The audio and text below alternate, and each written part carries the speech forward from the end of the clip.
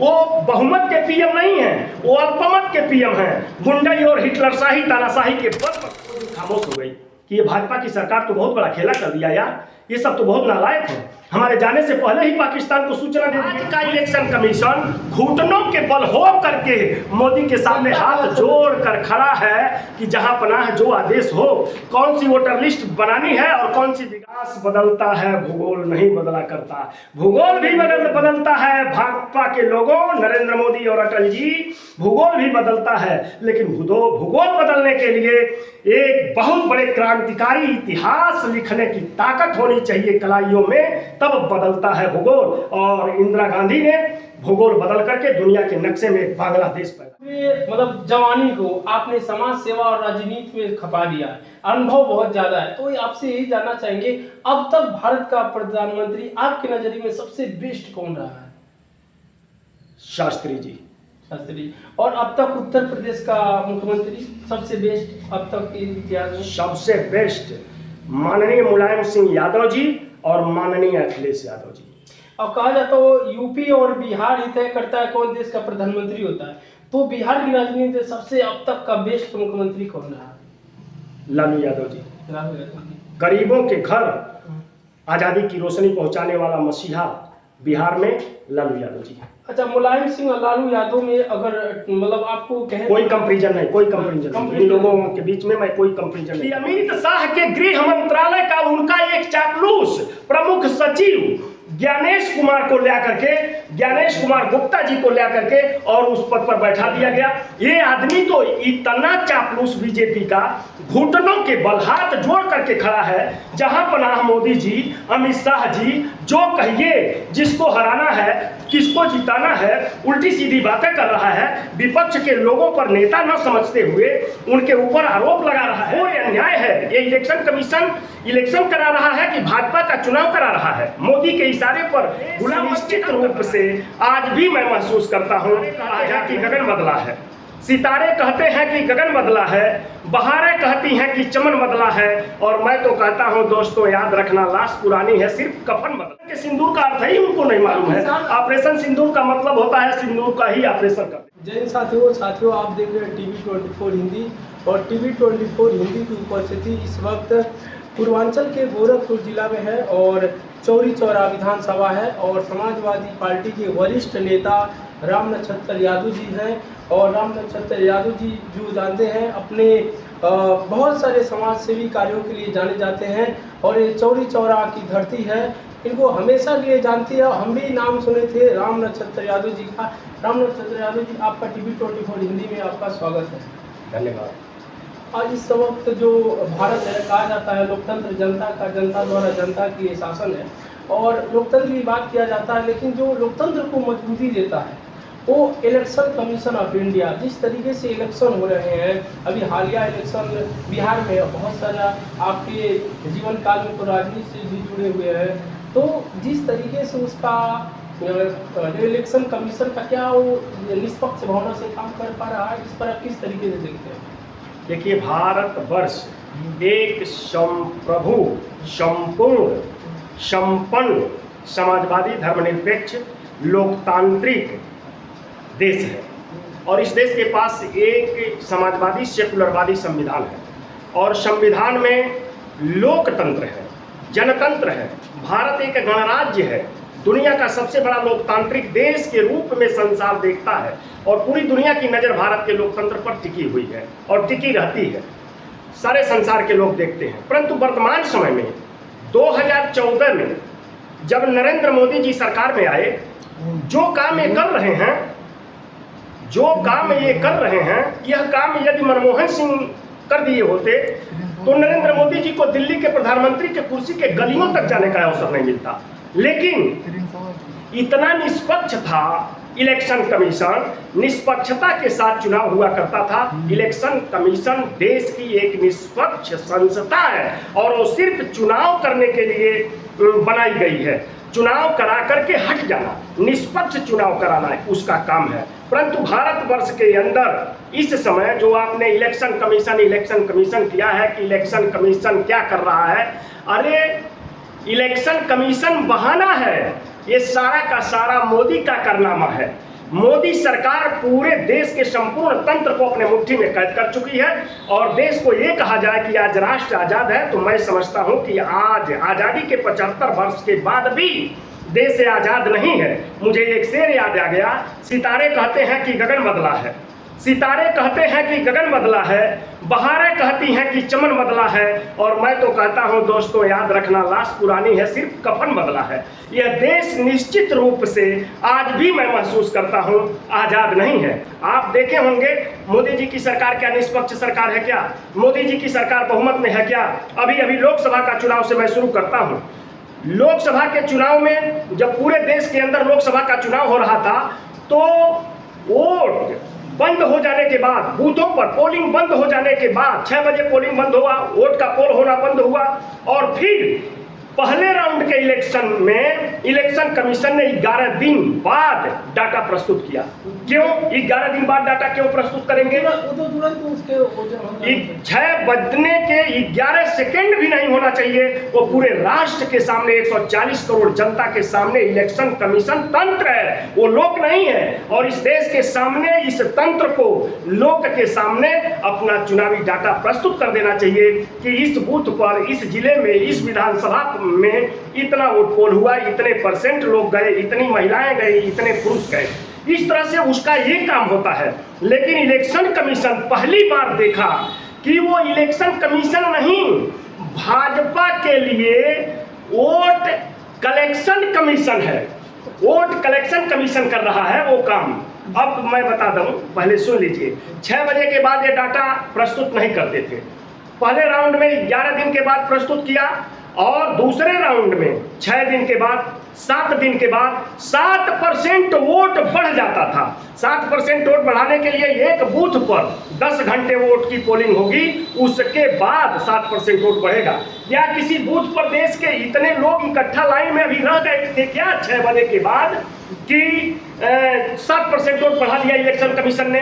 Vote for, हाँ घटना चाहिए, वोट फॉर डेमोक्रेसी भारत की एक संस्था बनाई गई और उन लोगों ने जुलाई में ही ये संस्था, वोट की काउंटिंग और रिजल्ट आने के बाद ही ये संस्था बना दी गई।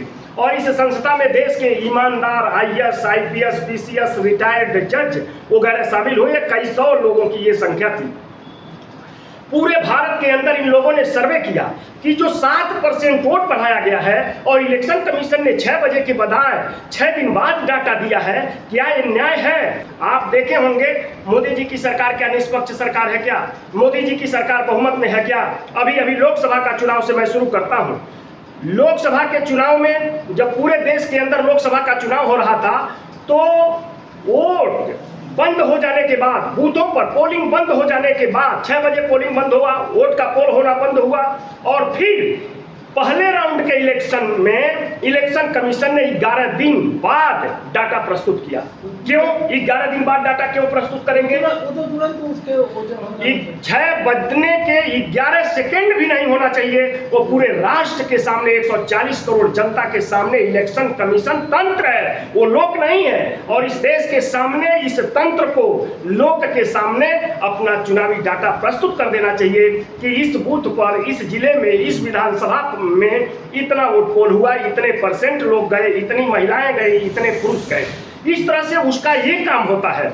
लेकिन इलेक्शन कमीशन पहली बार देखा कि वो इलेक्शन कमीशन नहीं, भाजपा के लिए वोट कलेक्शन कमीशन है, वोट कलेक्शन कमीशन कर रहा है वो काम। अब मैं बता दूं, पहले सुन लीजिए। 6 बजे के बाद ये डाटा प्रस्तुत नहीं करते थे। पहले राउंड में 11 दिन के बाद प्रस्तुत किया और दूसरे राउंड में 6 दिन के बाद, 7 दिन के बाद 7% वोट बढ़ जाता था। 7% वोट बढ़ाने के लिए एक बूथ पर 10 घंटे वोट की पोलिंग होगी, उसके बाद 7% वोट बढ़ेगा। या किसी बूथ पर देश के इतने लोग इकट्ठा लाइन में अभी रह गए थे क्या 6 बजे के बाद कि 7% वोट बढ़ा दिया इलेक्शन कमीशन ने? वोट फॉर, हाँ घटना चाहिए, वोट फॉर डेमोक्रेसी भारत की एक संस्था बनाई गई और उन लोगों ने जुलाई में ही ये संस्था, वोट की काउंटिंग और रिजल्ट आने के बाद ही ये संस्था बना दी गई। और इस संस्था में देश के ईमानदार IAS, IPS, PCS, रिटायर्ड जज वगैरह शामिल हुए। कई सौ लोगों की ये संख्या थी।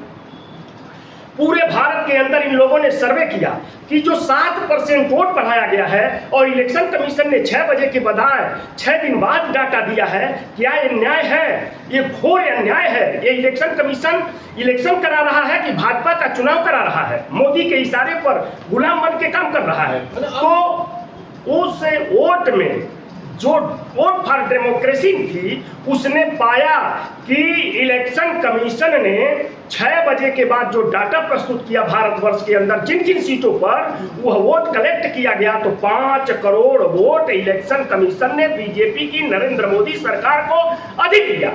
और फिर उसके बाद इलेक्शन कमीशन ने ही क्या नाम है, वोट फॉर डेमोक्रेसी ने ही फिर से उसका सर्वे किया कि आखिर इसमें कितनी सीटें इंडिया गठबंधन की प्रभावित हुई हैं। तो उसमें पाया गया कि 89 सीट वोट इलेक्शन कमीशन के कारण भारतीय जनता पार्टी की बढ़ गई। यानी इंडिया गठबंधन की सीटों को चुरा करके इलेक्शन कमीशन ने एनडीए को दे दिया और मोदी सरकार 240 पर चल गई। नहीं, मोदी सरकार तो 150 पर सिमट रही थी।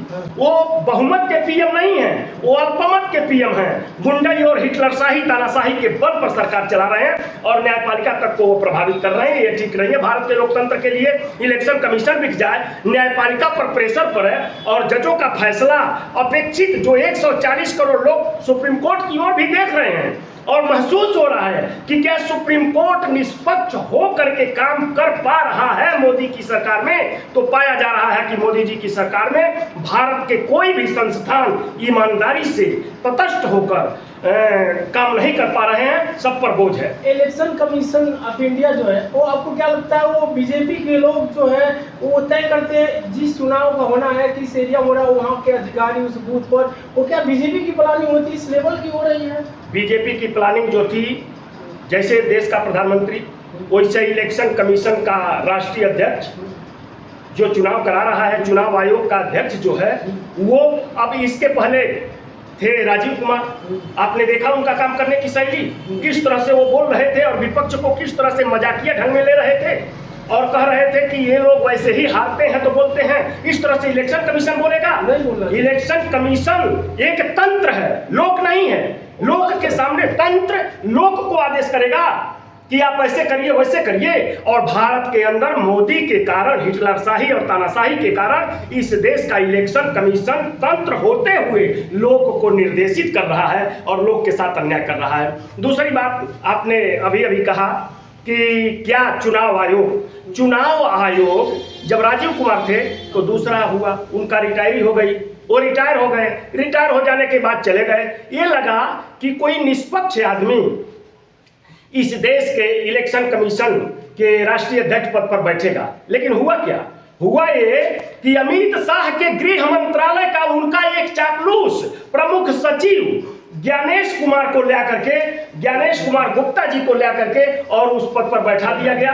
ये आदमी तो इतना चापलूस बीजेपी का, घुटनों के बल हाथ जोड़ करके खड़ा है। जहां पनाह मोदी जी, अमित शाह जी, जो कहिए, जिसको हराना है, किसको जिताना है, उल्टी सीधी बातें कर रहा है। विपक्ष के लोगों पर नेता न समझते हुए उनके ऊपर आरोप लगा रहा है। उसकी क्या औकात है? देश के सारे विधायक, सांसद, नेता प्रतिपक्ष इलेक्शन कमीशन के ऑफिस में गए मिलने। हमारे समाजवादी पार्टी के हम लोगों के नेता, राष्ट्रीय अध्यक्ष माननीय अखिलेश यादव जी, तेजस्वी जी और नेता प्रतिपक्ष राहुल जी के साथ साथ 50 बड़े लीडर इलेक्शन कमीशन के ऑफिस में गए। और ज्ञानेश कुमार की औकात है कि इस देश के इतने बड़े बड़े नेताओं को 3 घंटे तक बैठा लिया और 3 घंटे के बाद बोला कि 2 लोग, एक पार्टी के 2 लोग आएंगे, वो आदेश करेगा इस देश के लोगों को। आदेश नहीं करता। आप देखे होंगे, पीछे चलिए, मैं बहुत दिनों से राजनीति में हूँ। टीएन शेषन इलेक्शन कमीशन के जब अध्यक्ष थे, राष्ट्रीय अध्यक्ष थे, उस समय आपने देखा होगा काम करने की शैली टीएन शेषन की। इस देश का पीएम या सीएम या कोई भी नेता घुटनों के बल आ गया था। इलेक्शन कमीशन बताता था अपनी औकात कि इलेक्शन किस तरह से निष्पक्ष होकर कराया जाता है। मैं किसी सरकार और किसी हिटलर नेता के सामने झुकने वाला नहीं हूँ। देश के संपूर्ण हिटलर शाहों को घुटने के बल कर दिया था। और आज का इलेक्शन होता तो जितने भी शासन व्यवस्था होती है इलेक्शन कमीशन के और पास। आज का इलेक्शन कमीशन घुटनों के बल हो करके मोदी के सामने हाथ जोड़ कर खड़ा है कि जहां पनाह जो आदेश हो, कौन सी वोटर लिस्ट बनानी है और कौन सी बिगाड़नी है हम सब करेंगे। वो कह रहे हैं कि हमको वोटर लिस्ट में वो भारत के नागरिक हैं कि नहीं उन्हें प्रमाणित करना होगा, अपने माता पिता का जन्म प्रमाण पत्र देना होगा, तब हम मानेंगे। आधार कार्ड से नहीं मानेंगे, निवास प्रमाण पत्र से नहीं मानेंगे, जो वोटर कार्ड है इलेक्शन का उसको नहीं मानेंगे, हम कुछ नहीं मानेंगे। अपने माता पिता जो 11 सूत्रीय मांग इलेक्शन कमीशन की है मतदाता के सामने, मतदाता घबरा गया है कि वो लावे कहां से, दे कहां से, अपने माता पिता का जन्म प्रमाण पत्र कहां से देगा। मैं मोदी जी से प्रश्न कर रहा हूं कि नरेंद्र मोदी जी अपने माता पिता का जन्म प्रमाण पत्र दें। हम लोगों की माता के समान उनकी पत्नी यशोदा बेन जी जो बैठी हैं वो भी अपने माता पिता का जन्म प्रमाण पत्र ले करके दें कि वो भारत की मूल नागरिक हैं कि नहीं हैं। अशोक सिंघल से लेकर के देश के आरएसएस के प्रमुख पद पर बैठे मोहन भागवत जी अपने माता पिता का जन्म प्रमाण पत्र दें। मुरली मनोहर जोशी जी अपने माता पिता का जन्म प्रमाण पत्र दें, प्रमाणित करें कि वो इस देश के रहने वाले हैं कि नहीं हैं। जन्म प्रमाण पत्र वो भी दें। और हमारे लाल कृष्ण आडवाणी जी जो भारतीय जनता पार्टी के वरिष्ठ नेता हैं वो भी अपने माता पिता का जन्म प्रमाण पत्र ला करके दें। उनको तो ये लाहौर जाना पड़ेगा इसलिए कि वो पाकिस्तान के भगोड़े हैं, उनका जन्म तो पाकिस्तान में हुआ था और वहां से वो भाग के आए हैं। वो कहां से लाएंगे अपने माता पिता का जन्म प्रमाण पत्र? लेकिन लाना होगा, उनको भी लाना होगा, निष्पक्ष होगा वो लाएं।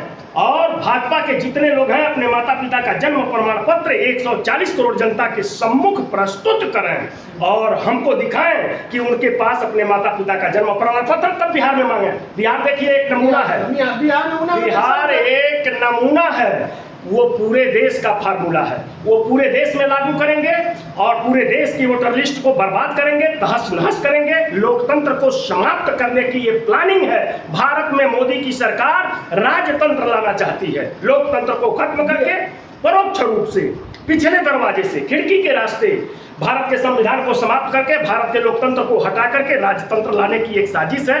मतदाताओं की छटनी होगी, ओबीसी एससी एसटी माइनॉरिटी के लोग बड़े पैमाने पर निकाले जाएंगे। तो जब निकाल देना है तो चुनाव क्यों करा रहे हो, बन जाओ। जातिगत जनगणना की बात जो है उसके बारे में क्या करना चाहिए? वो जातिगत जनगणना कई बार देखते रहे सांसद भवन राज्यसभा में एक बिल पास हुआ एक इस तरीके से जाति का गणना ये संवैधानिक है। संविधान के अंदर बाबा साहब भीमराव अंबेडकर जी ने पिरो दिया है कि इस देश के अंदर जो आबादी है उस आबादी में कौन कौन सी ऐसी जातियां हैं जो लोग बना दिए हैं जो राष्ट्र के विकास की मूल धारा से नहीं जुड़ पाई हैं।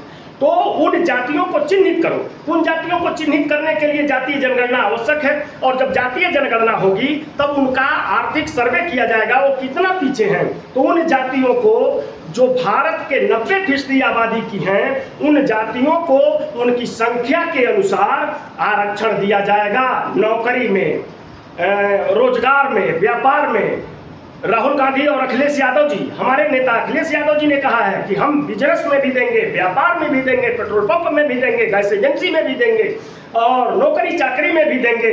और बहुत सारी संस्थाओं को इंडिया गठबंधन ने कहा है कि जिस सेना को के दम पर मोदी जी सांस लेते हैं, जिन जवानों के साए में सांस चलती है मोदी जी की, एक एक सांस चल रही है, तो भारत के किसान का बेटा जो सेना का जवान बनकर उनकी सुरक्षा में लगा है, यह आदमी उस सेना के जवानों को भी नहीं छोड़ा, विकलांग बना दिया, अग्निवीर बना करके उन्हें पैदल कर दिया, भारत का मजदूर बना दिया मनरेगा का।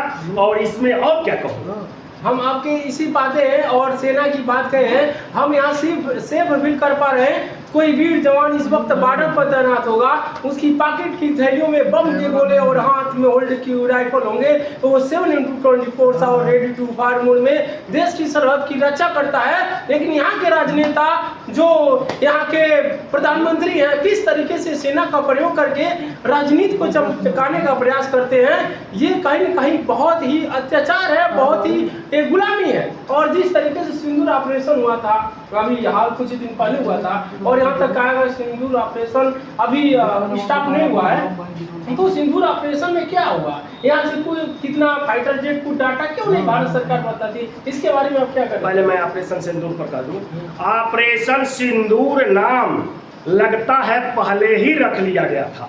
जैसे लगता है कि उपन्यास पहले ही लिख दिया गया था, फिल्म बाद में बनाई गई, फिल्म बाद में बनाई गई। कैसे लगता है?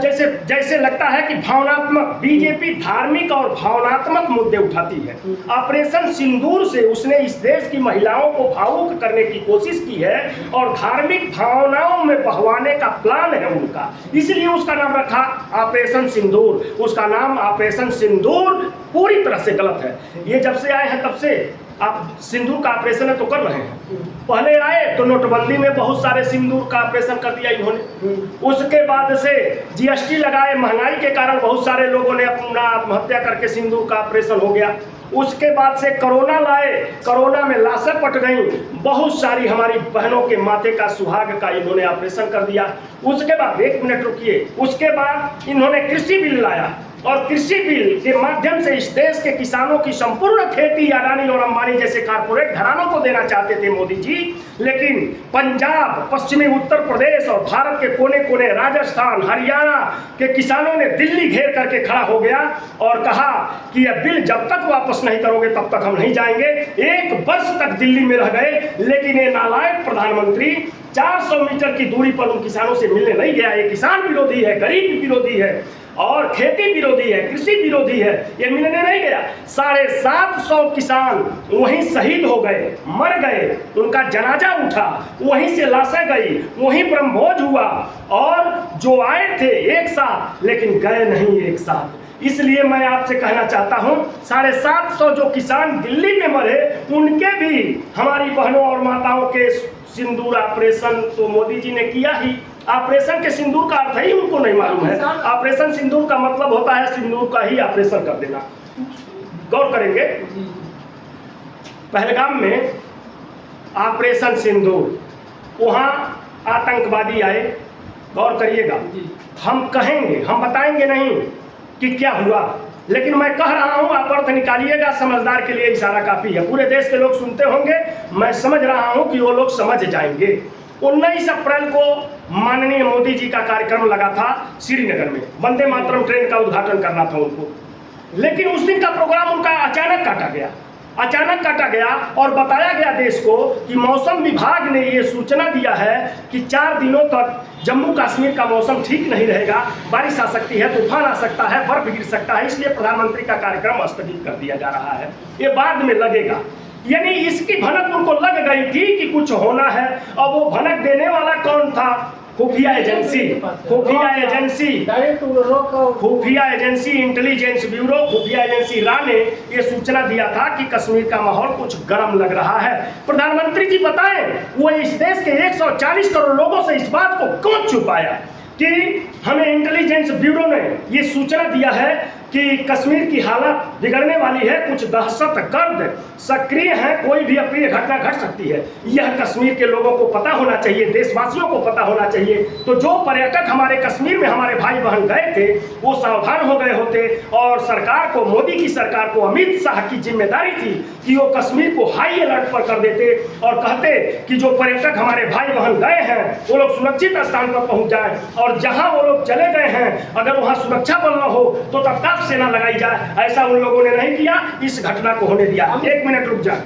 अब आतंकवादी घटनाओं को आप देखते होंगे कि आतंकवादी कश्मीर में आते हैं, 1 मिनट के अंदर अपने घटना को अंजाम देकर चले जाते हैं, सेफ निकल जाते हैं। 1 मिनट के अंदर चौराहे पर खड़े हुए चारों 4 दिशाओं में देखने लगे। सिकोटी चप्पे हाँ, AK-47 से फायरिंग किए, कै लोग मरे कै लोग नहीं मरे वो गिनती नहीं करते हैं। इंडियन आर्मी का खौफ उनके चेहरे पर रहता है, मुंह बंधा रहता है और AK-47 से भ्रष्ट फायरिंग करके वो तुरंत चंपत हो जाते हैं। लेकिन पहलगाम के मैदान में मोदी और अमित शाह बताएं कि 75 मिनट तक आतंकवादी रुके और घाटी गोलियों से तरतराती रही और ये सरकार कोई सिक्योरिटी नहीं भेज पाई। 45 मिनट तक वो गोली मारते रहे, हिंदू हो कि मुसलमान हो, सिख हो कि ईसाई हो, और नंगा करवाए, कपड़ा उतरवाए, कलमा पढ़वाए, क्या नाम है तुम्हारा पूछे, और आतंकवादी मुस्कुराते रहे। उनके चेहरे पर इंडियन आर्मी का कोई खौफ नहीं था। कौन था उनका बाप, कौन था उनका दादा, कौन था उनका आका जो बैठा हुआ था और उनके चेहरे के खौफ को दूर किया था कि तुम्हें खौफ में नहीं रहना है, तुम अपना काम को अंजाम दो। हम भारत में सांप्रदायिक दंगा कराना चाहते हैं, नहीं करा पा रहे हैं। हो सकता है तुम वहाँ हिंदू पूछ के मारो तो देश में तनाव हो जाए और हम बिहार का चुनाव जीत रहे हैं। गौर करिएगा, अकलमंद इशारा काफी। उसके बाद उनका दौरा बिहार में भी शायद। उसके बाद प्रधानमंत्री जी तो कहते हैं आपदा में अवसर ढूंढो। आपदा में अवसर ढूंढना उनका काम है। जब देश किसी मुसीबत में फंसता है तो वो राजनीतिक लाभ की बात सोचते हैं और अवसर ढूंढने लगते हैं। वो पहलगाम में हमारे बहनों का सुहाग उजड़ा। एम्बुलेंस न जाने के कारण हमारे घायल लोगों में कम से कम 11-12 लोग ऐसे थे जो अधिक ब्लडिंग होने के कारण मर गए। वो समय से अस्पताल नहीं पहुंच पाए, उनकी ब्लडिंग होती रही और सारा ब्लड निकल जाने के बाद मर गए। लेकिन मैं सलाम करता हूं उस देश के मुसलमान को।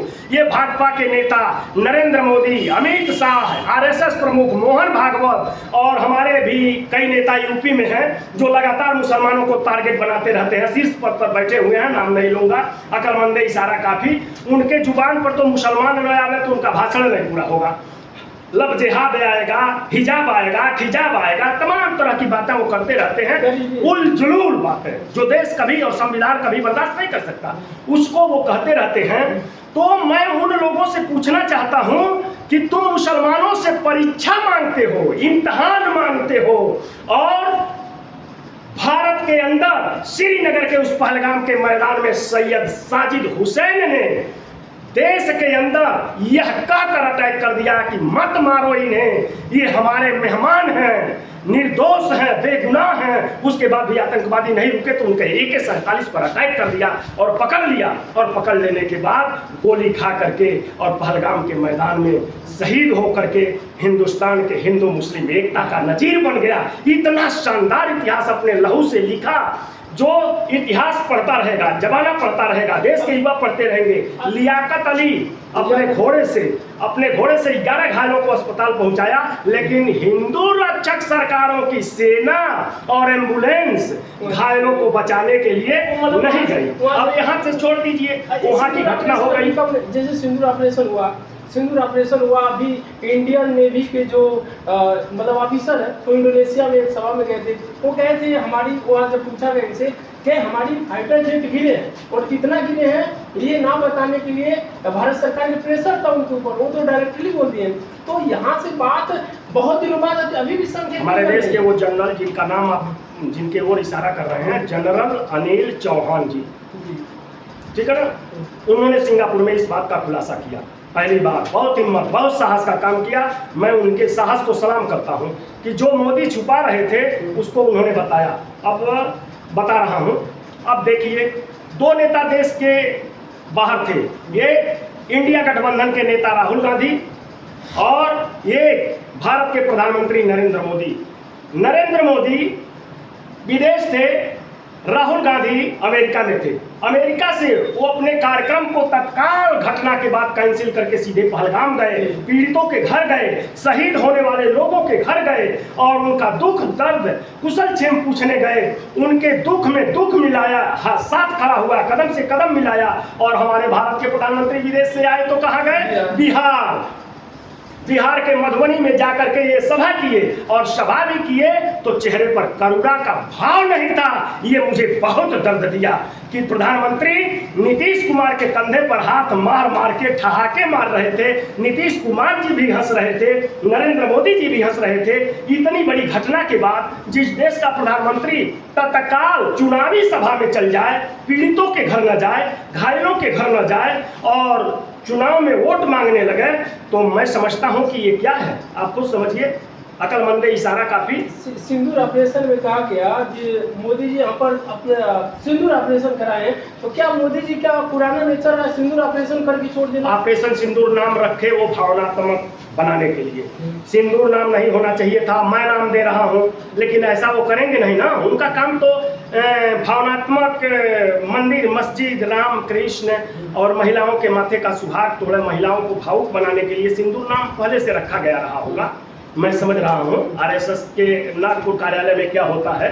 तो होना चाहिए था उसका नाम ऑपरेशन दहशतगर्द, होना चाहिए था उसका नाम ऑपरेशन आतंकवाद, होना चाहिए था उसका नाम ऑपरेशन पीओके और पाकिस्तान। और आप तब तक लड़ते जब तक बलूचिस्तान पाकिस्तान से अलग नहीं कर देते। आप कैसे कहते हो यार कि इंदिरा गांधी बन जाऊंगा, कैसे कहते हो कि भारत का रक्षा मंत्री मुलायम सिंह यादव बन जाऊंगा। मुलायम सिंह वो रक्षा मंत्री हैं जो चीन के अंदर भारतीय आर्मी को 4 किलोमीटर अंदर घुसा दिए थे। वो 500 मीटर घुसे, नेताजी ने कहा तुम घुसो घुसो। जब देश की सेना ने कहा कि सर हमें दिल्ली का आदेश चाहिए, मुलायम सिंह यादव जी ने कहा कि दिल्ली का आदेश मेरे जेब में रहता है, मारो घुसो। और हमारी सेना 4 किलोमीटर अंदर चाइना के अंदर प्रवेश कर गई। जानते हैं कौन सी रेजिमेंट थी? जिसको लोग कहते हैं अछूत शूद्र, यानी महान रेजिमेंट के जवानों ने 4 किलोमीटर अंदर घुसकर चीन में झंडा कर दिया था और अपनी शर्त पर वापस आए। जब तक ये अपना टेंट लेकर भागे नहीं तब तक वो आए नहीं। आज गलवान घाटी में पूरी दिल्ली की जितनी सीमा है 4000 वर्ग किलोमीटर की जमीन चाइना कब्जा करके बैठा है। उसकी डिलीवरी लेकर प्रधानमंत्री 140 करोड़ लोगों से लगातार कई वर्षों से झूठ बोल रहे हैं। और अभी 6 महीना पहले कह रहे थे कि जा रहा है, और 3 वर्ष कह रहे थे आया ही नहीं है। तो आया ही नहीं था तो जा कहां से रहा? इंडिया चाइना की बात की जो गलवान में हुआ उससे आप किस तरीके से देखते हैं? गलवान में जो हुआ प्रधानमंत्री की नाकाबिलियत है, विफल है ये सरकार। इस सरकार के पास न सामरिक नीति अच्छी है, न इस सरकार के पास विदेश नीति अच्छी है, न इस सरकार के पास कृषि नीति है, न इस सरकार के पास शिक्षा नीति है, न इस सरकार के पास विदेश नीति है। इस सरकार के पास देश के अंदर दंगा कराने की नीति है। इनके पास दंगा नीति है, नफरत फैलाने वाली नीति है, मंदिर और मस्जिद को लड़ाने वाली नीति है, हिंदू मुसलमान सिख ईसाइयों को आपस में लड़ा करके वोट लेने की नीति है। इसके अलावा ये सब कोई काम नहीं किए हैं। आज स्कूल बंद कर रहे हैं, शराब की दुकानें बना रहे हैं। वाह भाई वाह। जो शिक्षा बेलाइन हमारे उत्तर प्रदेश की सरकार शिक्षा बेलाइन यानी स्कूल बंद हो रहे हैं। इसीलिए मैं लिखा हूँ कि शिक्षा बेलाइन और शराब ऑनलाइन। अब पीने वालों को ऑनलाइन शराब देंगे जोगी जी। अब तो मैं सुना हूँ कि हर दुकानों पर, किराने की दुकान पर भी आने वाला है दारू। अभी इसी पर शिक्षा पर ही आपसे बात होती है। आपने जो प्राइमरी पाठशाला है उत्तर प्रदेश का जानते हैं, कहा जाता है शिक्षा का मंदिर होता है। और कहा जाता है अगर आपके घर के आसपास मंदिर की घंटी सुनाई देती है और विद्यालय की घंटी सुनाई देती है, वहाँ पर विद्यालय जाइए, क्योंकि ज्ञान व पंख है जो सदैव स्वर की ओर उड़ान बढ़ता है। और बच्चों के लिए, गरीब बच्चों के लिए वो किसी वरदान से कम नहीं है। ये सरकार उनका ये शिक्षा वरदान छीनना चाहती है। इस पर आप क्या करें? जैसे अभी अखिलेश यादव जी कह रहे हैं कि पीडीए पाठशाला चलेगा गांव-गांव में और समाजवादी लोग जाके पढ़ाई अगर बंद होता है, इस पर क्या, और इस बंद हो रहा है, इस पर आपका क्या विचार है? समाजवादी पार्टी के लोगों को माननीय मुलायम सिंह यादव जी का वह नारा फिर से रिपीट कर लेना चाहिए, बोल जवानों हल्ला बोल। ये हल्ला बोल का नारा कहीं जुर्म करने के लिए नहीं था। ये हल्ला बोल का नारा जुर्म के खिलाफ था और सबसे पहले दुनिया का समाजवादी चिंतक कार्ल मार्क्स ने दिया था ये नारा हल्ला बोल। और हल्ला बोल के इस नारे को दोबारा भारत के अंदर अगर कोई नेता रिपीट किया तो उस नेता का नाम है धरती पुत्र माननीय मुलायम सिंह यादव जी। उन्होंने कहा हल्ला बोल, जुर्म के खिलाफ हल्ला बोल, अत्याचार के खिलाफ हल्ला बोल, अशिक्षा के खिलाफ हल्ला बोल, और हिटलरशाही के खिलाफ हल्ला बोल, तानाशाही के खिलाफ हल्ला बोल, और मीडिया वाले जितने निष्पक्ष नहीं हैं इनके प्रेस पर हल्ला बोल। अगर वो हल्ला बोलने वाला क्रांतिकारी कदम समाजवादी उठा लें तो कल ही पूरे उत्तर प्रदेश के अंदर मीडिया के लोग सुधर जाएंगे और निष्पक्ष हो जाएंगे और सही काम करने लगेंगे। इस देश के देखिए भाजपा की सरकारों का एक प्लान है। मैं कह रहा हूँ ना, जब आरएसएस का गठन हुआ था, जो इस देश का जो मीडिया है देश का चौथा स्तंभ मानी जाती है, और जिस तरीके से मेन स्ट्रीम मीडिया खबरों को चला रही है, क्या आपको लगता है कि निष्पक्ष है, देश का चौथा स्तंभ मजबूत हो रहा है? क्योंकि अभी जो वर्ल्ड रैंकिंग देखेंगे मीडिया का तो भारत का बहुत नीचे आता है, तो इस पर क्या करना चाहिए? बोल रहे थे भारत का मीडिया लोकतंत्र का चौथा पिलर है। और चौथा को मत कहिए।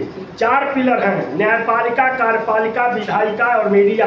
ये चारों पिलर टूट चुके हैं मोदी की सरकार में। चारों पिलर सरकार के पक्ष में काम कर रहे हैं, कोई पिलर निष्पक्ष नहीं रह गया है। मैं कह रहा हूं कि सुप्रीम कोर्ट जब प्रभावित है इन लोगों के दबाव में, तो अन्न की बातें कर दी थी। सुप्रीम कोर्ट नहीं संभालेगा इस देश को, तो अब संविधान को कौन बचाएगा? इस देश के लोकतंत्र को कौन बचाएगा? क्यों निष्पक्ष निर्णय देने में इन लोगों को परेशानी हो रही है? हाँ, अपने तरफ से मैं डंके की चोट पर कह रहा हूं, और इसे लागू होना चाहिए। दुनिया के बहुत सारे देशों में हो रहा है। जब भारत में ऐसे ऐसे बेशर्म किस्म के लोग हैं जो निष्पक्ष नहीं हो सकते, वोटर लिस्ट से लोगों का नाम कटवाएंगे, वोटर लिस्ट में लोगों का फर्जी नाम बढ़वाएंगे, वोटर लिस्ट में गरीब लोगों से ऐसी चीजें मांगी जाएंगी जो वो दे नहीं पाएंगे, तो उनका नाम साफ कर दिया जाएगा।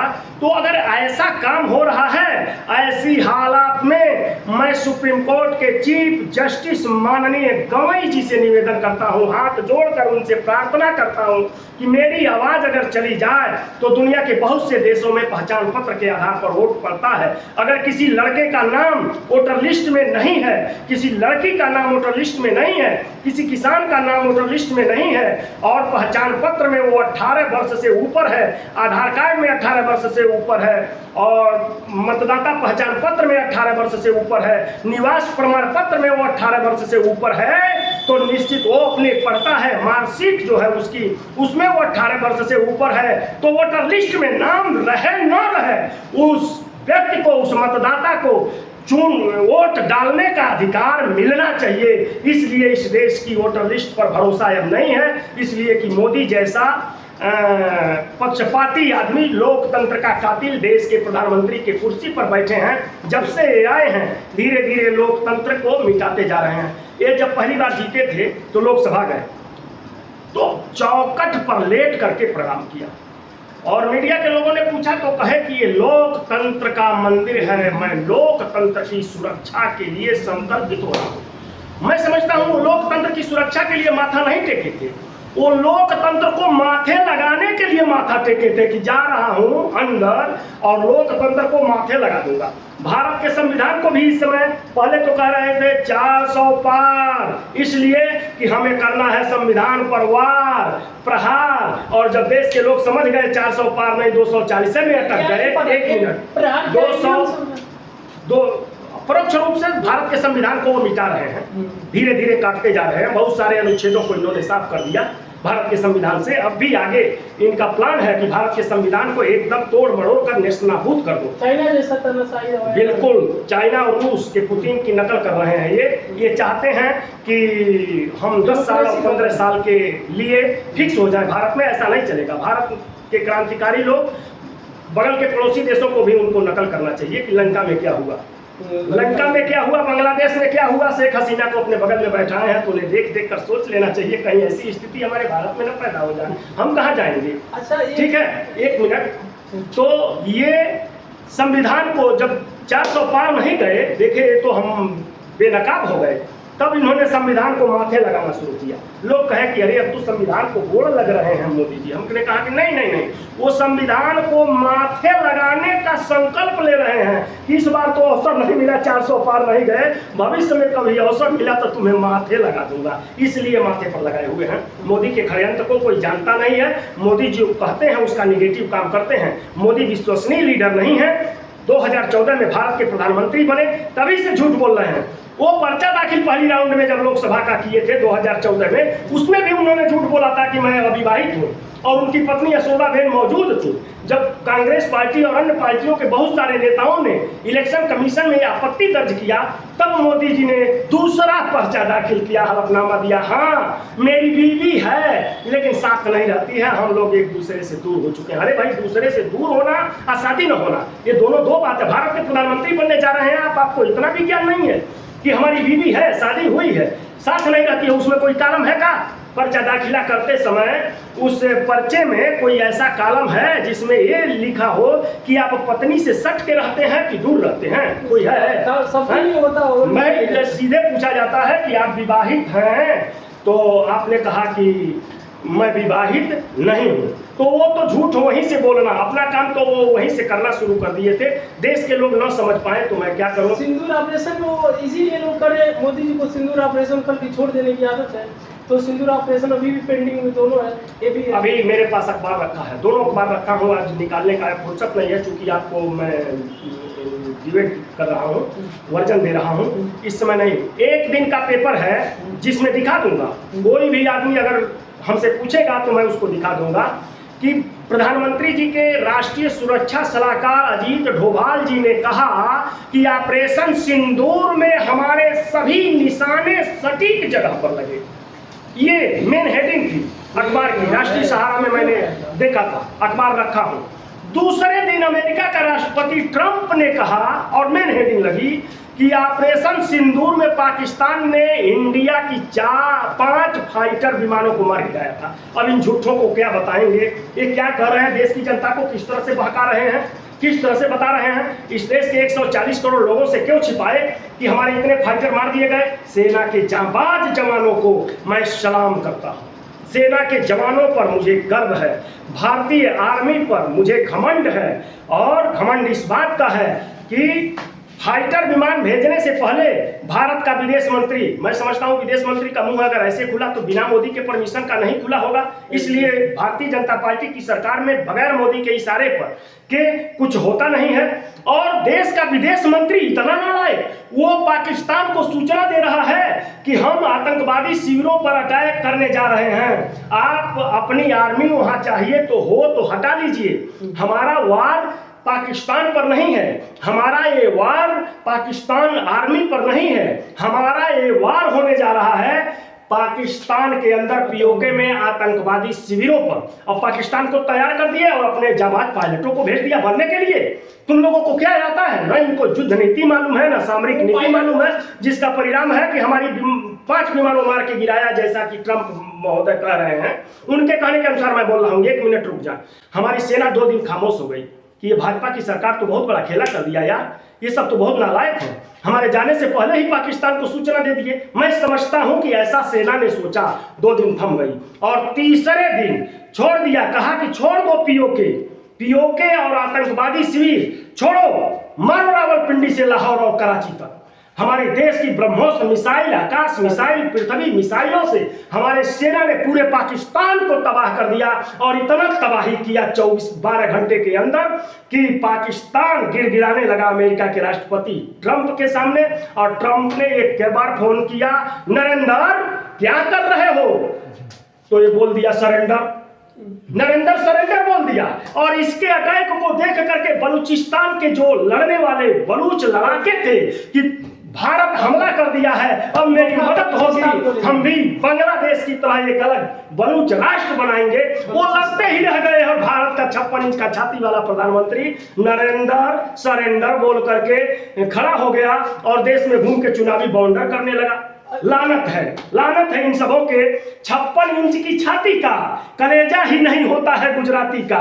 और अगर कलेजा नहीं है तो इतिहास पढ़ लेता 1971 वाले इंदिरा गांधी का इतिहास पढ़ लिया होता, तोड़ करके बांग्ला बना दिया, बांग्लादेश बना दिया हमारी फौज ने। उनके 95,000 आर्मी को बंदी बना लिया गया था और शिमला के अंदर अपनी शर्त पर समझौता कराया और उसके बाद उनकी 95,000 फौज को बाइज्जत रिहा किया गया। तुम कारगिल दिवस मना रहे हो, अरे वो दिन मनाओ जब हम पाकिस्तान को तोड़कर बांग्लादेश बना दिए, वो दिन मनाओ जब लाल बहादुर शास्त्री के नेतृत्व में पूरा पाकिस्तान भारतीय आर्मी ने कब्जा कर लिया था, वो दिन मनाओ। ये जो सिंदूर ऑपरेशन हुआ, ट्रम्प का फोन वो ट्विटर हैंडल पे ट्विटर पोस्ट करते हैं डोनाल्ड ट्रम्प, वो कहते हैं कि हमने समझौता करा दिया भारत और पाकिस्तान का। उसके बाद भारत सरकार को 7 घंटे बाद किया जाता सिंदूर ऑपरेशन इस वक्त सस्पेंड रहेगा कुछ दिनों तक। तो अमेरिका से पहले डोनाल्ड ट्रम्प वहां ट्विटर हैंडल आता, क्या अमेरिका तय करता है? हमारे देश का राष्ट्रपति बताइए और प्रधानमंत्री ट्रंप हैं या नरेंद्र मोदी हैं? जब इंदिरा गांधी देश की प्रधानमंत्री थी, हमारे नेता माननीय मुलायम सिंह यादव देश के रक्षा मंत्री थे, सरहद पर खड़े होकर के पाकिस्तान को उसकी औकात बता दिया था मुलायम सिंह जी ने, और कहा कि सरहद की ओर देखा तो हमारी सेना लाहौर, कराची और रावलपिंडी, पेशावर में घुस करके लड़ेगी, दुश्मन के धरती पर हमारी फौज होगी। और इंदिरा गांधी ने अमेरिका का राष्ट्रपति जो उस दौर में 71 में थे, वो कहते रह गए कि मेरा 7वां बेड़ा जा रहा है। इंदिरा गांधी ने कहा 7वां भेजो या 17वां भेजो, जब हमने शेर को शिकार दिखा दिया है तो मैं बीच में रोकने वाली नहीं हूं। जब तक हमारा लक्ष्य नहीं पूरा होगा तब तक हमारी आर्मी नहीं रुकेगी और जंग जारी रहेगी, और तुम आओगे तो तुमसे भी निपट लेंगे, लेकिन युद्ध नहीं रुकेगा। 13 दिन तक वो युद्ध चला, और 13 दिन के उस युद्ध में दुनिया के भूगोल को, नक्शे को इंदिरा गांधी ने बदल कर रख दिया। ये कहते हैं सबकी इतिहास बदलता है, भूगोल नहीं। ये अटल का बयान है, अटल बिहारी वाजपेयी जी का।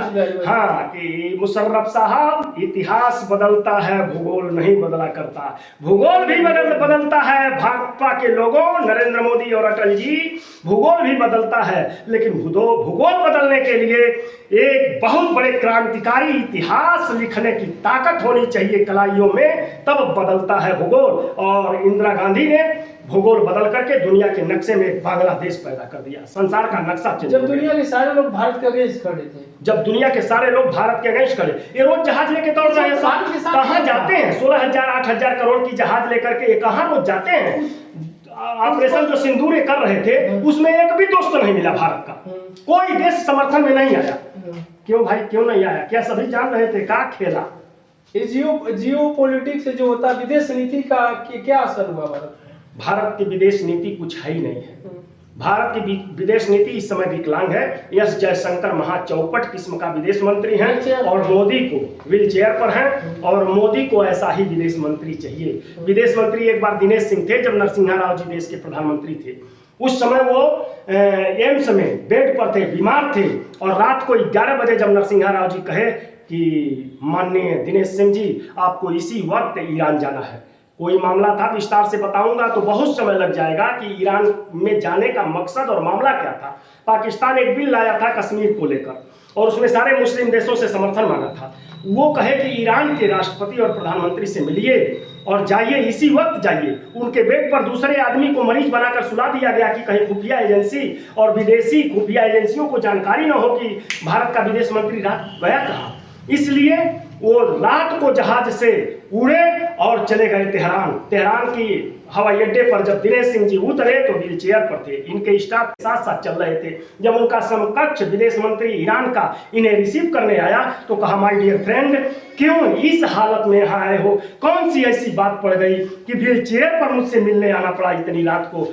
घंटों तक गुफ्तगू करने के बाद दिनेश सिंह जी वापस आए। 4 बजे भोर तक वो आकर अपने बेड पर सो गए, और जो पाकिस्तान कार्य योजना और प्रस्ताव बनाया था कश्मीर को लेकर के, ईरान ने विश्व मंच पर विरोध कर दिया, और हमारा कश्मीर पर सारे के सारे बातचीत को कहा कि ये द्विपक्षीय मामला है, ये पाकिस्तान और भारत का मामला है, इसमें हम लोगों को पढ़ने की आवश्यकता नहीं है, मैं इस बिल का समर्थन नहीं करता हूँ। लेकिन अभी जो बात आती है जम्मू कश्मीर की, वहाँ ईरान हमेशा पाकिस्तानी साथ खड़ा रहता है। जो मुस्लिम कंट्री है, लगभग सऊदी को छोड़ दे तो लगभग में सभी लोग पाकिस्तान के समर्थन में आते हैं। टर्की जैसा देश अभी सिंदूर ऑपरेशन में कितना मदद किया था। तो ये जियो समीकरण कहाँ जा रहा है भारत का? भारत के विदेश नीति जीरो है, बिल्कुल बोगस है, और विदेशों में घूमना इन लोगों का पूरी दुनिया सपोर्ट नहीं कर रही है। इनकी आंतरिक नीतियों का पूरे संसार में विरोध हो रहा है। भारत में जो ये नफरत और दंगा करा रहे हैं, नफरत फैला रहे हैं, एक समुदाय को टारगेट बना रहे हैं, इससे पूरा विश्व दुखी है।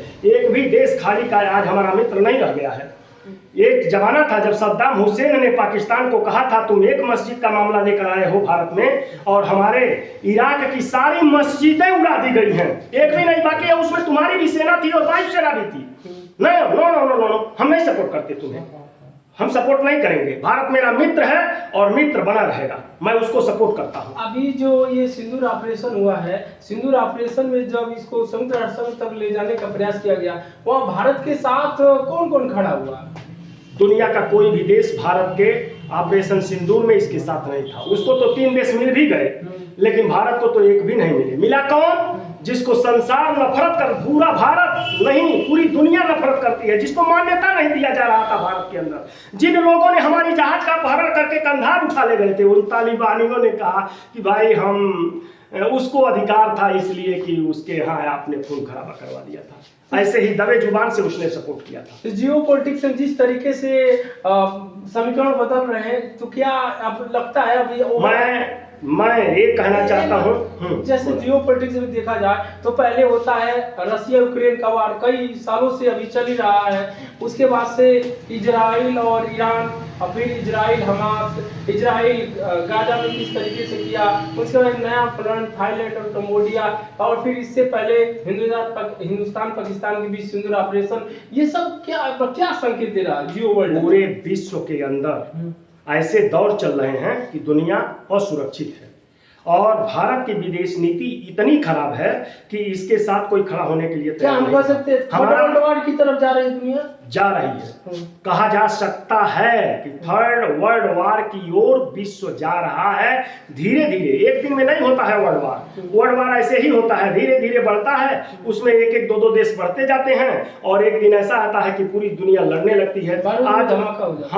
आज हमारा सबसे परखा हुआ पुराना मित्र रूस था, आज उसके साथ भी मोदी जी की सरकार ने दोगलपन किया, जिसका परिणाम है कि वो भी हमारे चाइना की तरफ उसका विदेश नीति अब चाइना की तरफ शिफ्ट हो रहा है, चाइना की तरफ शिफ्ट हो रही है और इंडिया को किनारे कर दिया है। पाकिस्तान को भी सपोर्ट कर रहा है, कई हथियार बेच दिया उसने, जबकि भारत और रूस के बीच में समझौता था कि हम आपके पड़ोसी किसी भी देश को जो आपका दुश्मन है, भारत का दुश्मन है, उसको कोई हथियार नहीं बेचूंगा। लेकिन आज पॉलिटिक्स, विदेश नीति विफल होने के कारण, मोदी सरकार की विफलता के कारण आज ये पॉलिटिक्स पूरी तरह से बदली हुई है। विदेश नीति नहीं है, कृषि नीति नहीं है, मैंने तो कह दिया। इन सबों के पास सिर्फ दंगा नीति है। आपको लगता है जैसे जैसे मोदी के कार्यकाल में भारत की विदेश नीति अमेरिका की तरफ शिफ्ट होती गई, रसिया का धीरे धीरे चाइना की तरफ शिफ्ट होती गई, लेकिन जब साथ की बात आया तो अमेरिका पाकिस्तान के साथ ही खड़ा हुआ? मोदी जी अनुभवहीन लीडर है, उनको देश चलाने का अनुभव नहीं है, न उनको विदेश नीति। बस वो जो विदेश में दौड़ते हैं ना, आप लोग जानते हैं वो विदेश नीति के लिए गए हैं। मोदी जी विदेश नीति के लिए नहीं जाते हैं। मोदी जी भारत और अमेरिका और ईरान या अन्य देशों से जो भारत के व्यापार का समझौता होता है, उस समझौते के आधार पर अपने मित्र अडानी को ठेका दिलवाने जाते हैं और देश के लोग सोचते हैं कि ये भारत की विदेश नीति मजबूत करने गए हैं। अगर विदेशी नीति के लिए गए होते तो क्या हमको एक भी दोस्त नहीं मिलता? वो अडानी का ठेकेदारी करा रहे हैं पूरी दुनिया के अंदर। अडानी हमारे देश के प्रधानमंत्री मोदी जी का बटुआ है और उसको खूब देश के सरकारी कोष से पैसे दे रहे हैं और उसको माफ भी कर रहे हैं। अडानी के बहुत सारे जो शेयर थे, अमेरिका ने बहुत सारा प्रतिबंध लगा दिया। इजराइल में जो पोर्ट था वो भी प्रतिबंधित है। अडानी ने अमेरिका में फ्रॉड किया है, पकड़ा गया, वारंट हुआ, उसके बाद भी अब रोकेगा वो? मालदीव ने भी संसद में कह दिया कि इनको, अडानी को कहो अपने फर्म का, अपनी कंपनियों का बुरिया बिस्तर बांध ले। ईरान में, यहाँ लंका में बगावत क्यों हुई है? इसीलिए कि अडानी के कारण इतने महंगे सामान सप्लाई करना ये आरंभ कर दिए, बिजली वगैरह देना, कि वहाँ बगावत हो गई। बांग्लादेश में भी वही हाल हुआ। अडानी का शेयर लगातार गिर रहा था तो बचाया किसने अडानी के शेयर? अडानी के शेयर को मोदी बचाते हैं। आपके खून और पसीने की गाढ़ी कमाई जो टैक्स में इकट्ठा होती है, मान लीजिए 3 तिजोरी है, एक में आप कमाते हैं तो टैक्स का पैसा जाता है। एक तिजोरी अडानी की है और एक तिजोरी दूसरी है। मोदी जी क्या करते हैं, जो आपका टैक्स का पैसा गया है वो उसमें से निकाल करके राष्ट्र के तिजोरी में न डाल करके, जो देश के शिक्षा, चिकित्सा और विकास के काम आएगा उसमें न डाल करके अडानी के तिजोरी में डाल देते हैं। अडानी का व्यक्तिगत धन हो जाता है, मदद कर देते हैं, मदद करते हैं। हमारे खून और पसीने की गाढ़ी कमाई हमारे लिए नहीं है।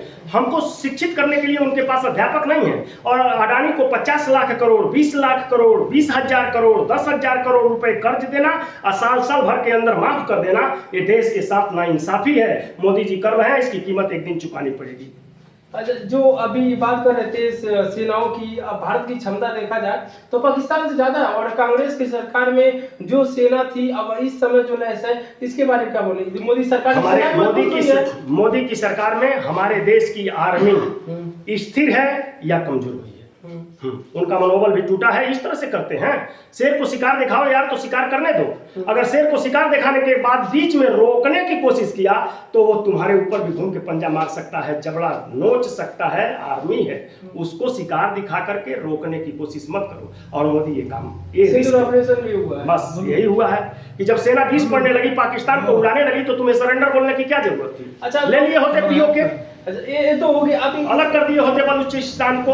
अभी तो हालिया चुनाव है बिहार का, तो बिहार में अभी नीतीश कुमार है, जिस तरीके से वो कहा जा रहा है कि व्हील चेयर पर है नीतीश कुमार, मतलब उनकी राजनीति व्हील चेयर पर है। तो वहां पर जिस तरीके से उनको गठबंधन में लिया गया नीतीश कुमार को, और अभी जो चिराग पासवान है, चिराग पासवान का लगातार बयान, एनडीए गठबंधन को इलेक्शन कमीशन के बेईमानी और मोदी के षड्यंत्र, जनादेश की डकैती, जनादेश की चोरी, जनता के जनादेश का अपहरण पर भरोसा है, इसलिए वो मैदान में है ना, मैदान छोड़कर भाग गए होते हैं। तो अच्छा, लालू को कैसे देखते हैं? लालू जैसा नेता और किसको आप जानते हैं? लालू के सक्षम कोई नेता को तुलना ये लालू और माननीय मुलायम सिंह यादव जी, शरद यादव जी और देश के अंदर बहुत सारे ऐसे लीडर थे जो सामाजिक न्याय के अगुआ थे, और बाबा साहब भीमराव अंबेडकर जी का जो संविधान था उसे हुबहू देश में लागू करने की लड़ाई लड़ रहे थे लोग। सामाजिक परिवर्तन चाहते थे, सामाजिक न्याय चाहते थे। सामाजिक न्याय क्या है? जो आज़ादी के बाद से और पहले से उपेक्षित लोग हैं, जमात है 90% आबादी जिसकी है, जो उपेक्षित है, उसी को न्याय देना था कि जो संविधान में इनका अधिकार है, हक है, उसको दे दिया जाए। जनता दल की सरकार से शुरू हुआ, माननीय मुलायम सिंह यादव जी ने उत्तर प्रदेश में पहले लागू किया, लालू जी ने बिहार में लागू किया, और पूरे देश के अंदर अब सामाजिक न्याय की लड़ाई चली। जातीय गणना होगी और जातीय गणना के आधार पर जिसकी जितनी संख्या भारी उसकी उतनी हिस्सेदारी ये किया जाएगा। और इस देश के आम आदमी 90% आबादी कमेरा समाज जो है, जो खेती करता है, बाजरा बोता है, धान बोता है, अरहर बोता है और काम करके खाता है, वो कमेरा समाज को आगे बढ़ने का अवसर मिलेगा। अच्छा, एक क्वेश्चन, जैसे आप पूरे मतलब जवानी को आपने समाज सेवा और राजनीति में खपा दिया है, अनुभव बहुत ज्यादा है, तो आपसे यही जानना चाहेंगे, अब तक भारत का प्रधानमंत्री आपके नजरिए में सबसे बेस्ट कौन रहा है? शास्त्री जी।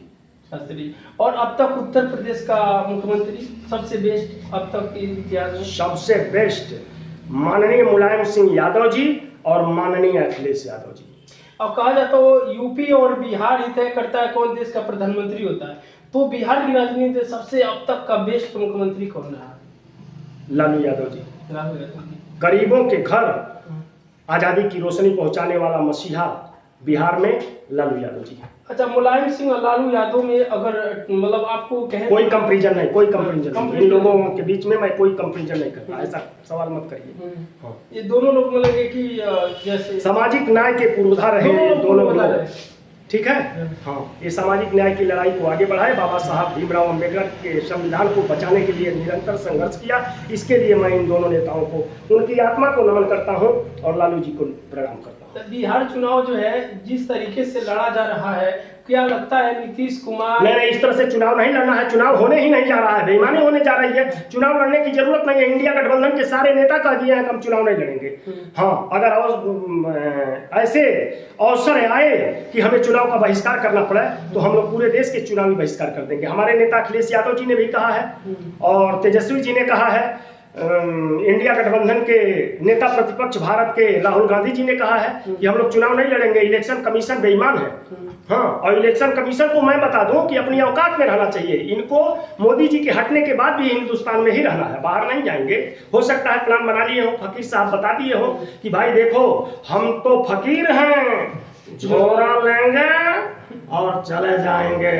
तो हो सकता है उनकी पूरी जमात भी उनके साथ झोरा लेके चली जाए। प्लान बन चुका हो कि चलो अगर राहुल या कोई देश का, इंडिया गठबंधन का कोई लीडर देश का प्रधानमंत्री होगा तो हम लोग रात को भगने के लिए तैयार हैं। ये भागेंगे क्यों? भाग सकते हैं इसलिए कि उन लोगों ने इतने जुर्म किए हैं देश के ऊपर और देश की जनता के ऊपर। इतने लोग इन लोगों के कुनीतियों के कारण मारे गए हैं, मरे हैं, हत्याएं हुई हैं। पुलवामा की घटना को जानते हैं, 5 जहाज न देने का परिणाम रहा, हमारे 44 जवान मार दिए गए। उसका जिम्मेदार कौन है? सिंदूर का ऑपरेशन था या ऑपरेशन सिंदूर था?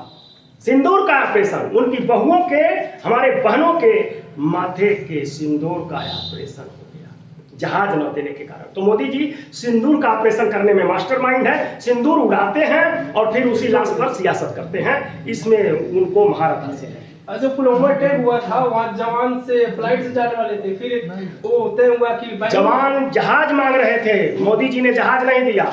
जवानों ने कहा कि सर मुझे बाई प्लेन बुलाया जाए, हम बाई रोड नहीं आएंगे, कश्मीर की हालात ठीक नहीं है, बर्फबारी हो रही है, आतंकवादी घटनाएं आतंकवादी सक्रिय हैं। कोई भी घटना, कहीं बर्फबारी होने पर हमारा कनवाई अगर काफिला रुक गया तो कोई भी घटना हो सकती है। इसलिए हमें बाई रोड नहीं, बाई प्लेन बुलाया जाए। इस देश के किसानों के खून और पसीने की गाढ़ी कमाई की जहाज है, किसी के बाप की नहीं है। क्यों नहीं मिली जहाज उन लोगों को? अपने चलने के लिए 16,000 करोड़ 8,000 करोड़ की जहाज जाएगी और देश के किसानों के बच्चों को जहाज नहीं देंगे। और घाटी भी और अगर वो दे दिए होते जहाज तो हमारे 44 जवानों के, बहनों का, बहुओं का माथे का सिंदूर का ऑपरेशन नहीं हुआ। ठीक है, सिंदूर बचा। 40 किलो आरडीएफ से ये इंटेलिजेंस का फेलियर है। कई इंटेलिजेंस पर तो 40 किलो आरडीएफ जब करते हैं, घाटी एकदम बिल्कुल सुरक्षित है। चलते कहाँ से आ गई? 3 कुंटल आरडीएक्स कहाँ से आ गया? कहे कि सेना के कनवाई के पास कोई मच्छर नहीं जा पाएगा। वो 3 कुंटल आरडीएक्स लेकर के वो आतंकवादी कैसे आए, आज तक खुलासा नहीं हुआ। सबसे बड़ी बात, आज तक खुलासा नहीं हुआ। इतनी बड़ी घटना का सीबीआई जांच नहीं हुआ। जस्टिस लोया मारे गए, सीबीआई जांच नहीं हुआ। वो कौन, बिपिन रावत जी का दुर्घटना में मृत्यु हुआ, सीबीआई जांच नहीं हुआ। राफेल विमान में घोटाला हुआ, 523 करोड़ की जहाज 1617 करोड़ में ये खरीद करके लाए, इसका सीबीआई जांच नहीं हुआ। और जो पैसे ये बांटते चले जा रहे हैं अपने प्रिय चहेते उद्योगपतियों को, उसका सीबीआई जांच नहीं होगा। सीबीआई सिर्फ उनके घर जाएगी जो मोदी से सवाल पूछेगा। उनके घर बवाल करने ईडी और सीबीआई जाएगी। मत पूछो सवाल, नहीं तो कर देंगे बवाल। ये ईडी और सीबीआई का फार्मूला है। ईडी और सीबीआई का, ईडी और सीबीआई और सिंदूर। आप बताइए, गजब का आदमी है भाई मोदी जी।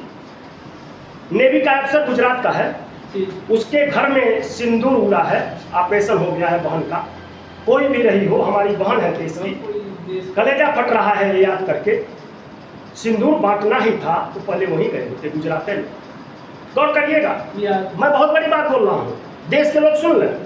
गुजरात में आपने सिंदूर नहीं बांटा, और सबसे पहले तो आप चले गए होते हम लोगों की माता यशोदा बेन जी के पास, जो 30 वर्षों से आपसे एक चुटकी सिंदूर की इंतजारी कर रही है कि मेरे पतिदेव देश के प्रधानमंत्री हो गए, अब तो एक चुटकी सिंदूर का कमी नहीं होगा, वो लेकर के जरूर आएंगे। आप वहीं से शुरू किए होते तो हमारी छाती चौड़ी हो गई होती कि चलो 30 साल के बाद अगर सिंदूर लेकर निकला देश का प्रधानमंत्री तो कम से कम अपनी पत्नी के पास, हम लोगों की माता यशोदा बेन के पास पहले गया। वहाँ नहीं गए, गुजरात नहीं गए, राजस्थान नहीं गए, पंजाब नहीं गए, हरियाणा नहीं गए, दिल्ली में नहीं बांटे जहाँ आप रहते हैं। चले आए सिंदूर लेकर के बिहार में। बिहार की हमारी बहुओं ने बेलना और चमटी लेके जब दौड़ाया कि अरे यहाँ तो जो विधवा हो जाती हैं सिंदूर नहीं पहनती हैं, और जो सुहागिन है वो पति का दिया हुआ सिंदूर पहनती हैं, तो तुम लोग ही सब का ड्रामा करने आ गए बिहार में।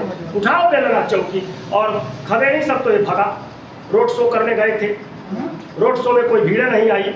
सफाई कर्मी और सरकारी कर्मचारियों को नीतीश कुमार ने भेजा था और अपने नहीं गए, इसलिए कि वहाँ वो जान रहे थे कि अब खेल खत्म हो गई है, खेल खत्म हो चुकी है, सिर्फ फोकस रह गया है। मोदी जी तंत्र के बदौलत, जैसे हरियाणा में इन्होंने बेईमानी किया 20 सीटों पर ऐसी ईवीएम मशीनें मिली जो वोट पड़ा दिन भर, रखी गई 4 दिन, तभी 99% चार्ज थी, और उस चार्ज मशीन के अंदर 80-90% वोट बीजेपी को मिला। जहां जहां 99% बैटरियां चार्ज मिली उसमें सब बीजेपी का वोट था। इसका मतलब क्या है? महाराष्ट्र में 74 विधानसभा सीटों पर उन्होंने ईवीएम 99% चार्ज पाई गई, वोटर लिस्ट से नाम उड़ाए गए, वोटर लिस्ट में नाम डाले गए। राहुल गांधी जी इलेक्शन कमीशन को प्रमाण दे रहे हैं, ये लोग मानने के लिए तैयार नहीं है। हमको बताइए ना, आपका ये मोबाइल जो है सुबह से काम करना शुरू किया, शाम को तक काम किया, 6 बजे आपने बंद कर दिया, 5 दिन के बाद खोलेंगे तो क्या ये 99% चार्ज मिलेगा और एक ही पार्टी का वोट रहेगा इसमें? तो ये सब घोर बेईमानी हो रही है। हरियाणा में बेईमानी हुई है, महाराष्ट्र में बेईमानी हुई है, और दिल्ली में बेईमानी करने के लिए वोटर लिस्ट साफ करने की एक नई खेल शुरू हो गई है। लोकतंत्र खतरे में। एक चंडीगढ़ में इलेक्शन कमीशन का अधिकारी, वो बहुत छोटी घटना है। ऐसी बेईमानी इन सबों की बात कर रहे हैं, ऐसी बेईमानियां लाखों कर चुके हैं ये। हाँ, ऐसी छोटी छोटी घटनाओं पर हाल ही में उपराष्ट्रपति जो थे इस्तीफा दिए, उसके पीछे क्या है? मोदी के दबाव को बर्दाश्त नहीं करता है। वो जो करवाना चाहते थे वो करते करते आजीज आ गए थे, वो गालियां सुनने लगे थे, निष्पक्ष नहीं हो पा रहे थे, बोलने नहीं दिया जा रहा था, और कुछ निष्पक्ष करने की कोशिश किए तो डांट पड़ी और उनसे इस्तीफा मांग लिया। इस्तीफा देकर चले गए। अब कितने लोग ऐसा भी क्या लगा रहे हैं कि हो सकता है नीतीश कुमार को वहाँ पर ले जाया जाए, मुख्यमंत्री अगर बीजेपी जीतती है तो वहाँ पर बिहार में कोई और बनाया जाए, ऐसा कि कुछ ये बात की बात है। इस पर बीजेपी क्या करने वाली है? बीजेपी देश बेच देगी तो आप क्या करेंगे? बीजेपी के बारे में कल्पनाएं मत करिए कि कल क्या हो सकता है। हाँ, कुछ भी हो सकता है, कोई षड्यंत्र हो सकता है, कोई ब्लास्ट हो सकता है। एक कवि सम्मेलन में कवि ने कहा, सरहद पर तनाव है, सरहद पर तनाव है, लग रहा है चुनाव है। यदि मोदी की सरकार में जब जब चुनाव होगा तब तब देश में बवाल और तनाव होगा। इस तरह से चुनाव लड़ते हैं, लाशों की सियासत करते हैं मोदी जी, खून खराबे की राजनीति करते हैं मोदी जी। मोदी जी के पास कोई मुद्दा नहीं है, कोई नीति नहीं है, सिर्फ दंगा नीति है। आरएसएस के हिसाब से वो चलते हैं। धर्म और जात के नाम पर, धर्म और जात के नाम पर, धर्म के नाम पर वो राजनीति करते हैं। जो धर्म वो बनाते हैं वो धर्म नहीं है। धर्म तो ये है, धर्म का पाठ मैं मोदी जी को और आरएसएस प्रमुख को और भाजपा के संपूर्ण नेताओं को जो साधु सन्यासी बन करके बड़े बड़े पदों पर चले गए हैं, उनको बता दूं कि धर्म क्या है। ममता, समता, समानता, बंधुता, भाईचारा, इंसानियत, मानवता, परोपकार, स्वतंत्रता और न्याय ही धर्म है। और हिंदू में भी है, मुसलमान में भी है, सिख में भी है, ईसाई में भी है, फारसी में भी है, अग्रवाल में भी है, जैन में भी है, सब में है। दुनिया के अंदर जिसमें ममता न हो, समता और समानता न हो, बंधुता और भाईचारा न हो, व्यक्ति धार्मिक नहीं हो सकता। अभी इटावा में एक घटना हुई थी कथावाचक के साथ में, उस पर आप छोड़ लीजिए। किसी को इस देश के अंदर वर्ण के आधार पर इंसान को देखने की इजाजत नहीं देता भारत का संविधान। किसी को ऐसा काम नहीं करना चाहिए। सभी लोग इंसान हैं। बुद्ध धर्म का यही ऐलान, बुद्ध भगवान का, बुद्ध जी का यही ऐलान, मानव मानव एक समान। भारत के अंदर जितने लोग जन्म लेते हैं, एक रास्ते से जन्म लेते हैं, एक तरह से जन्म लेते हैं। सबकी माँ 9 महीने में जन्म देती है, सबकी माँ के छाती में कुदरत दूध देती है पीने के लिए। इसलिए इस देश के अंदर कोई जाति के आधार पर अपनी श्रेष्ठता कायम करने के लिए किसी को इतना अपमानित न करे जितना अपमानित उन लोगों ने इटावा में किया है। ऐसे देश में नफरत फैलेगी और बवाल होगा।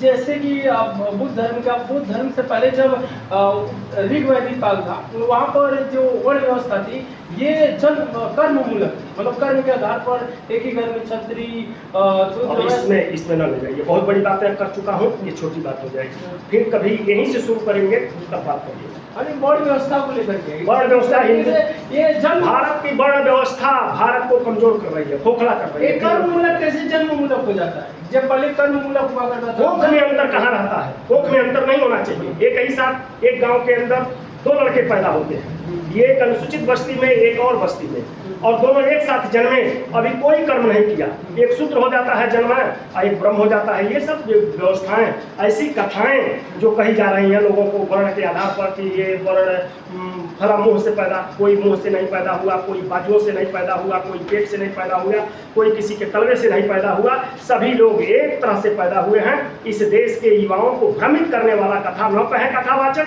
कथावाचकों को ऐसी कथा कहनी चाहिए कि वो कथा इस देश के अंदर अध्यात्म से लेकर के और विज्ञान से मिलती जुलती हो। अगर अंतर हो तो हमारी इन अंगुलियों की तरह छोटी बड़ी हो, ये एक दिन मुट्ठी बन करके मजबूत भारतवर्ष बन सके। बस अभी एक चीज बस, जैसे अभी देखा जाए समाज में हर जगह जो अगर क्षुद्र ही कास्ट का लड़का है, पढ़ा लिखा है, ये सब छोटी बात है, इस पर आज बात नहीं करेंगे। मैंने पंडित सुनिए, पंडित और चमार अनुसूचित पर आज नहीं बोल रहा हूँ। हाँ, बाद में कभी बात करेंगे। तो आप देख रहे हैं टीवी 24 हिंदी, और पूर्वांचल के जानते हैं जाने माने समाजवादी के वरिष्ठ नेता राम नक्षत्र यादव जी थे, और इनका भाषण आप सभी कहीं न कहीं जरूर सुने होंगे। जब मंच पर चलते हैं तो मंच की जो भी पेड़ पौधे दीवारें होती हैं वो गूंजने लगती है इनके भाषणों से, इनके शब्दों से, और अपने ओजस्वी भाषण के लिए जाने जाते हैं। और एक एक चीज़ों पर इतना बेहतरीन उसका डिटेल में बताते हैं कि लोग इनको भाषणों से इनको जानते हैं। हम इनकी पहली बार मिलने हैं, इनका लोगों से चर्चाएं सुने हैं, जहां जाते हैं बाजार में, मार्केट में। राम नक्षत्र यादव जी का एक भाषण राणा पार में भी एक इलेक्शन के टाइम में दिए थे, क्योंकि हम वहां पर थे नहीं। लोग बताते हैं कि ऐसे अनुवादक कई सभाएं करते हैं और जब भीड़ में रहती है जनता, लोग कहते हैं कोई सब्जी ले रहा है, कोई कहीं जा रहा है, लेकिन रुक के 2 मिनट सुनता है। क्यों सुनता है? क्योंकि ये अपने जवानी को समाज सेवा और राजनीति में समर्पित कर दिए हैं और आज भी इनके शब्दों कोई ऐसा समस्या नहीं जिसके पास इनके पास शब्द न हो।